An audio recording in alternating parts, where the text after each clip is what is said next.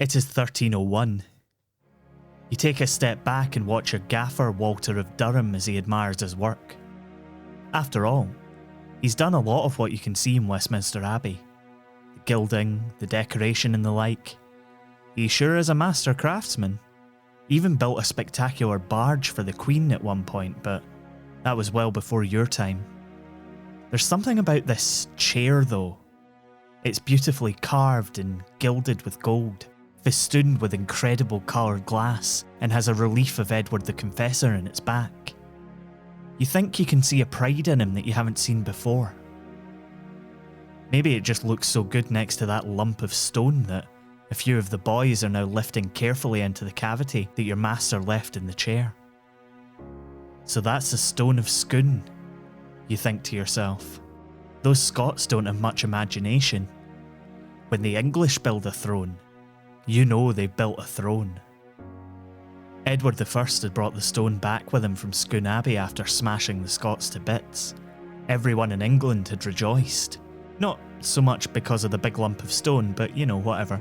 They say it was the throne the Scottish monarchs sat on when they were crowned. You shrug. Like you say, the Scots couldn't hope to create something as beautiful as this coronation chair. So why not just sit on a lump of stone? The stone slides into place and the boys stand back, allowing Walter to take another look at it in situ. He doesn't dare sit on it, but he checks carefully that the stone aligns with the wood where one would usually sit. He says it's perfect. It had better be. Edward I isn't known for being an easygoing patron. He's also about half a foot taller than you. They don't call him Longshanks for nothing. Everybody standing around the new coronation throne knows what this means. The future kings of England will be the kings of Scots too. After all, there's an inscription in the stone, rumoured to have been carved by King Kenneth MacAlpin himself, which reads, "If fates go right, where'er the stone is found, the Scots shall monarchs of that realm be crowned." Edward fancied the idea that if it was going to be built into a chair in London, then there would never be a Scottish king again.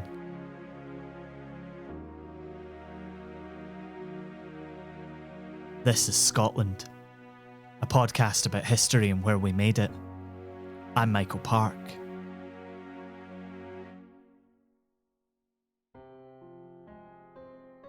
It is 1950, not quite Christmas Eve. You're hidden in Westminster Abbey, freezing and questioning your life choices when suddenly a night watchman finds you. He assumes you're drunk and have stayed long past your welcome in the relative safety of the ancient abbey. He does his due diligence and asks you a couple of questions, but he's way more interested in getting back to his 3-bar fire and his book to read too much into your motives. Not exactly the most salubrious of locations to find Ian Hamilton, Taylor's son, law student, Scottish nationalist. But there you are, being shown out of the side door of an abbey in London. That side door is not made of heavy oak wood as you'd thought when you started researching the abbey in your bedroom in Glasgow. It's a side door made of flimsy pine that leads out into a builder's yard. Handy, you think, since you're not a drunk that stayed too long in the relative safety of an ancient abbey. You're a burglar, and you've been casing the joint. You're not in it for the money though. Money never even crossed your mind on the long drive down from Glasgow. For you, this is all about national pride. The way you see it, the English took something that rightfully belongs to you. Well, it belongs to all Scots. You're going to give the country a Christmas present that will go down in history as possibly the hottest Christmas gift of the century. That's hot in the sense of the number of police officers looking for it, rather than its popularity. You're part of the Scottish Covenant Association, a group who advocate for Scottish devolution. The Scottish National Party decided to change to a policy of pursuing all-out independence in 1942, and the founders of the association believed that pushing for the more moderate step of devolution was the way to go first.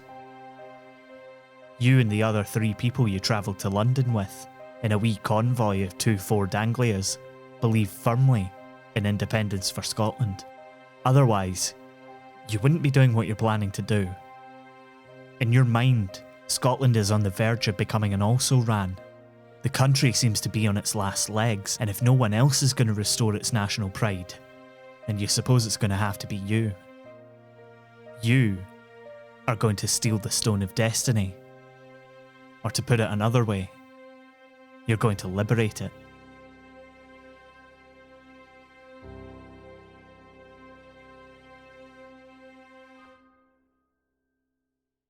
Since you got chucked out last night, 2 of your accomplices are going to go back first thing in the morning to learn everything they can about the night watchman's shift patterns. You have an advantage. After all, this is Westminster Abbey, the most venerated seat of English Christianity. Nobody's going to expect a robbery, because stealing from a church, any church, especially at Christmas, is pretty base behaviour. So when you slip through the construction yard and in through the door you were chucked out of, you find yourself in Poets' Corner, surrounded by the great and the good. Chaucer, Dickens, Kipling, all that lot. You sneak through to the chapel containing the tomb of Edward I. You pass the giant marble tomb inscribed with the words Edvardus Primus Scotorum, Malleus Pactum Serva. Edward I, Hammer of the Scots, keep troth. You consider leaving a token of your disrespect for the notion on the tomb, but you don't have much time. Just past it lies a pretty dilapidated looking chair. If you're honest, you'd expected it to be a bit more grand. The gilding you'd heard so much about has been stripped away to the wood, and it looks like people have been carving their names and messages into it. There are some gaudy looking gold lions at the feet which weren't part of the original design, just like they inscribed that rubbish about showing loyalty onto Edward I's tomb in the 1500s. They'd stuck these feet on sometime in the 18th century. You're a student at the end of the day. You've done your research. Anyway, this is no time to get sidetracked. In the torchlight, you can see the stone hiding away under the wooden seat of the big chair. Apparently, when they'd first made the chair, they used to just sit directly on the stone, just like the Scottish kings of old did. The thought makes your blood boil as you start to jemmy apart the bar which runs in front of the stone. It begins to splinter and snap. It's the first time you've felt even a little bit guilty. The chair itself doesn't belong to you. If you like Scotland, you probably know what I'm about to ask you to do by now. If you can, leave us a rating and a review on your podcast app of choice. I can't begin to tell you how much it helps, and of course, if you fancy, you can support us for as little as $2 per month on Patreon. You can find us at patreon.com/Scotland History Podcast. Happy holidays. Enjoy the rest of the show. Now comes the big problem. The stone weighs 152 kilograms. That's 23 stone in the old money which you very much work in. How are you, 3 scrawny students, supposed to force it out from its prison in the seat of the coronation chair? Brute force isn't going to do it. You realise that after trying for a few minutes. The stone won't budge.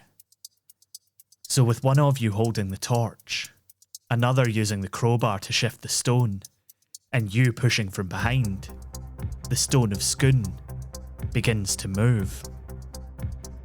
A plaque on the chair which reads Coronation Chair and Stone falls off. You catch it in mid-air and stuff it into your coat pocket. They're not going to be needing it anymore after all. And then with one final effort, the stone breaks free of its confines. 2 of your accomplices, Gavin and Alan, stagger back with the giant stone dragging their arms groundward. Jesus, this thing was heavy. Alan suggests that someone puts their coat down and you squirm out of yours and lay it on the ground. This'll let you pull the stone by its iron rings, and the coat should allow it to slide along the ground. That's the theory anyway. You pull on one of the giant iron rings, and instead of a giant stone creaking its way along the flagstones of the chapel, the stone lifts up and away. It's much lighter than it was a second ago, and Gavin, who's holding the other ring, seems much lower down than you are. That's not good. That's really, really bad. The torchlight catches the section of the stone that you're holding. It's about the size of a football, and is, without a doubt, no longer attached to the rest of the stone. We've broken Scotland's luck. You point out to Alan that the stone was already cracked. Your torch picks out discoloration that proves it. Some careless Englishman has cracked it in antiquity. And then Gavin politely reminds you both that you're in the middle of a daring heist, and the debate portion of the evening might be better left for later. Gavin and Alan take the big piece and you sprint off, toting the £100 piece of stone like it's a rugby ball. If it weighs something, you don't feel it.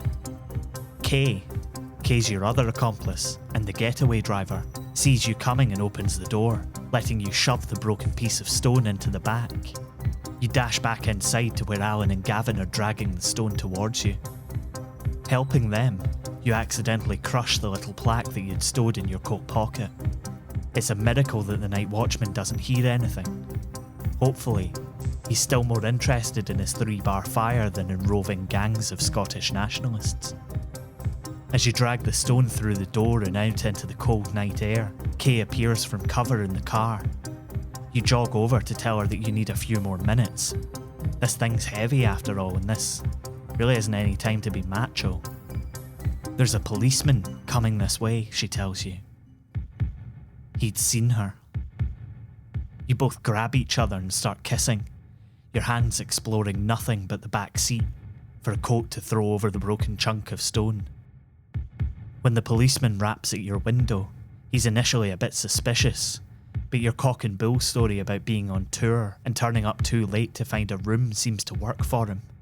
He even suggests a darkened car park down the road where you can, rest for the night. It's a pretty weird exchange, to be quite honest, but you know the car park just fine. It's where the other Ford Anglia is parked. It is now 5 a.m. on Christmas morning, and the policeman seems content to while away the remainder of his shift chatting with you. You drive off with Kay, leaving Alan and Gavin behind. You'll go back, but the performance has to be a good one. She drops you off and you hurry back to the alley, only to find neither of them there. The stone's still there, hidden from view behind the hoarding, but they must have panicked and done a runner. Eventually they turn back up, having wandered off to look nonchalant in case they ran into an officer of the constabulary. You all get the stone loaded into the back of one of the Ford Anglias, and the car sags at the back. Gavin starts to get itchy. What if the alarm gets raised and someone sees a heavily laden Ford Anglia driving north on Christmas Day? It's not exactly subtle, is it? You all agree to split up and head north separately. With Kay having stowed her piece of the stone in the Midlands, and Gavin heading home by train, you and Alan drive back to Scotland, through roadblocks and checkpoints. Words got out, and the government has closed the border to stop anyone carrying the stone north. Luckily, you've already stashed the larger part of the stone in a field in Kent. By the way, a field is a great place to hide a big dod of stone.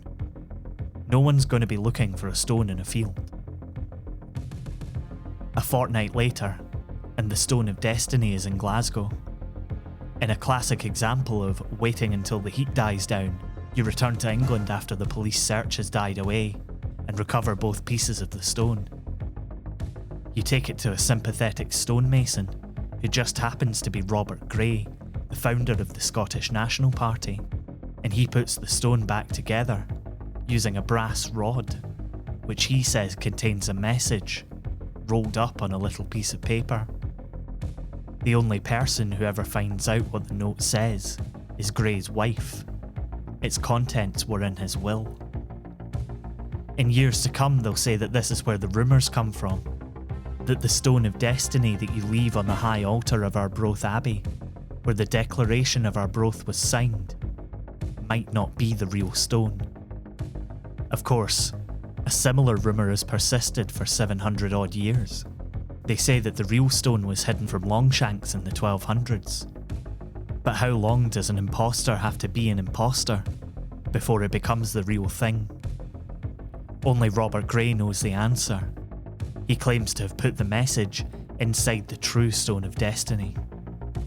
Either way, the authorities are pleased that the stone, or a stone, whatever, has been returned and makes its way back to Westminster Abbey in February of 1952.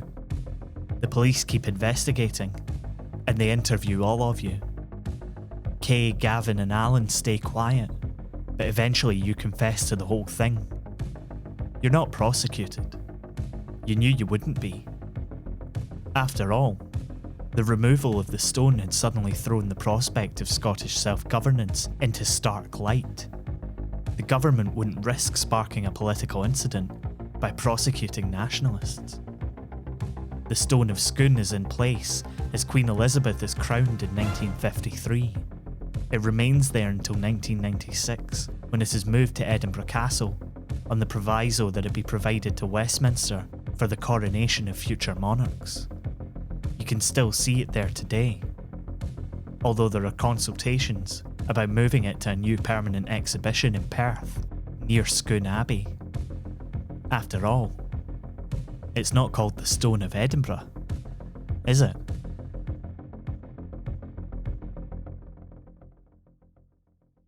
You've been listening to Scotland. It was written and produced by me, Michael Park, and is a production of Be Quiet Media. Many of the little details about the removal of the stone itself come from Ian Hamilton's book, No Stone Unturned. Additional voices in this episode were by Chris Moriarty. The music for every episode of Scotland is by the true King of Scots, Mitch Bain. You can check out more of his work at mitchbain.bequiet.media. Jamie Mowat does stunning illustrations for us, which you can see in our episode art. Check out more and buy prints at Tidlin, that's tidlin.com. Scotland is supported by Chris Lingwood and listeners like you on Patreon. You can get loads more from us for as little as $2 a month at patreon.com/Scotland History Podcast. You can find out more about the show and read transcripts on our website, scotlandpodcast.net, and we're on Twitter, Facebook and Instagram. All you have to do is search Scotland, a Scottish history podcast. Thanks for listening. Look after one another. Wear a mask. We'll see you next time.